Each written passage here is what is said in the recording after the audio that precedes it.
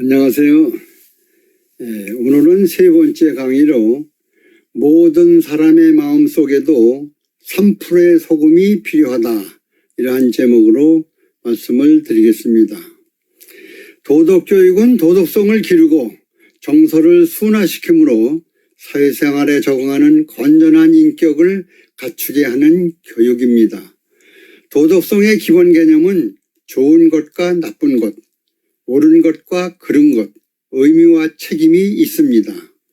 한자로서는 어지리니 인이라는 것은 자기가 무엇을 하고자 할 때 다른 사람도 그렇게 하도록 해주고, 자기가 무엇을 이루고자 할 때 다른 사람도 그렇게 하도록 해주는 것입니다. 자기의 마음을 미루어 남을 배려해 주는 것이 바로 인을 실천하는 길이 되는 것입니다. 공자의 문화생인 자공이 스승에게 질문을 합니다. 만약 백성들에게 두루 베풀고 많은 사람들을 어려움으로부터 구해줄 수 있다면 어진 사람이라고 할 수 있겠습니까? 라고 공자인 스승에게 질문을 했습니다. 공자가 답하기를 어찌 인에 그치겠느냐, 어찌 인에 그치겠느냐, 틀림없이 인간의 한계를 넘어서는 지극히 높은 성스러운 경지일 것이다 라고 말해 주었습니다. 고대 그리스 철학자인 아리스토텔레스는 감각적 욕망에 눈이 멀어서 부도덕적인 일을 감행하면 일시적인 행복은 얻을 수 있어도 종래에는 고통에 빠지기 때문에 분별 있게 모두에게 선이 되는 일을 도모해야 한다고 말했습니다. 즉 도덕적인 생활을 해야 한다고 했습니다. 나라를 움직이는 지도층들이 국민의 공복임을 자각하고 진정 국민을 위해 봉사정신으로 밝은 빛을 비춰주지 못하고 있지 않나 생각을 하게 됩니다. 요즘 국회 청문회나 각종 언론에 보도되는 내용들을 보면 권력남용과 돈에 얽힌 의혹들이 보물처럼 터져나오기 때문입니다. 국민들은 정치인들이나 정부의 고위직 및 지도층의 인사들이 너무나 부패했다고들 말들이 많습니다. 특히 선거를 앞두고 계파 간 싸움은 밀림의 야생동물들의 먹이 싸움과 비슷하게 느껴집니다. 그러나 동물들은 싸우다가도 배가 부르면 더 이상 싸우지를 않습니다. 권력과 부를 가진 지도층들은 배가 불러도 계속 싸웁니다. 국민의 공복이란 정신은 전혀 없는 느낌입니다.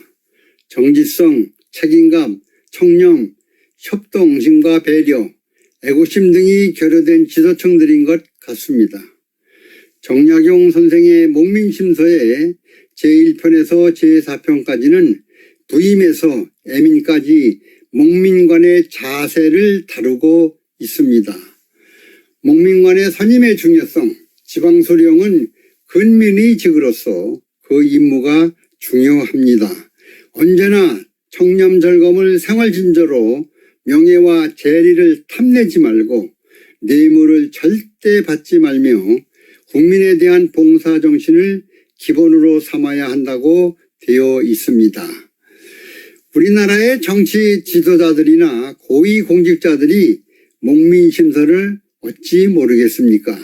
다만 가슴으로 읽지 않고 눈으로 읽었기 때문에 실천이 안 되고 있는 것이 사실입니다.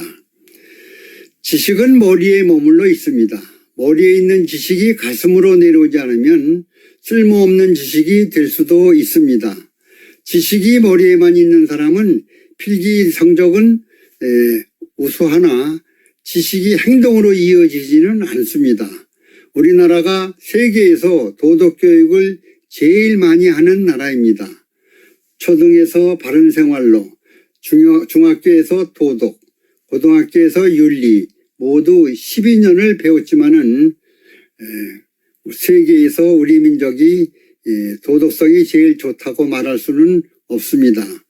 그 지식이 머리에만 또 머물러 있기 때문에 필기시험은 잘 보지만은 가슴으로 내려오지 않아 행동과 습관이 다르게 나타나는 것입니다.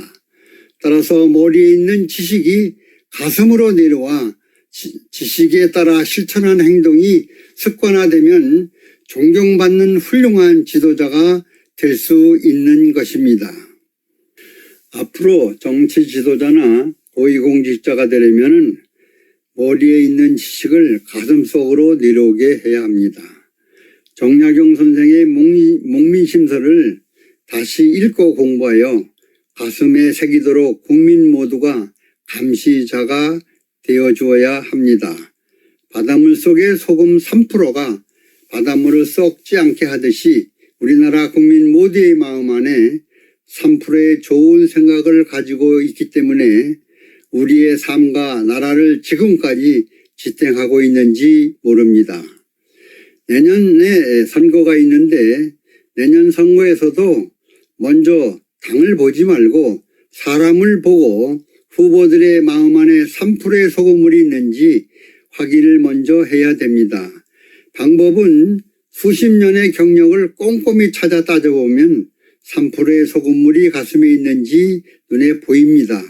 만약 여야 후보들이 다 좋은 사람들이라 구분하기 어려울 때는 선호하는 당을 골라 선택해서 투표하면 될 것입니다.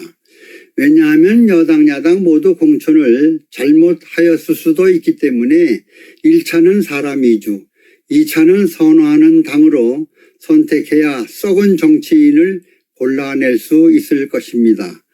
마음속에 3%의 양심은 3%의 소금물과 같다고 볼 수 있습니다. 법 위에 상식, 상식 위에 도덕이 있음을 국민 모두 인식하고 모든 선거에서 고귀한 한 표를 국민의 처리로 생각하고 도덕성과 능력의 잣대로 신중하게 인물 위주로 선택하셔서 투표해 주실 것을 간곡히 당부해 봅니다.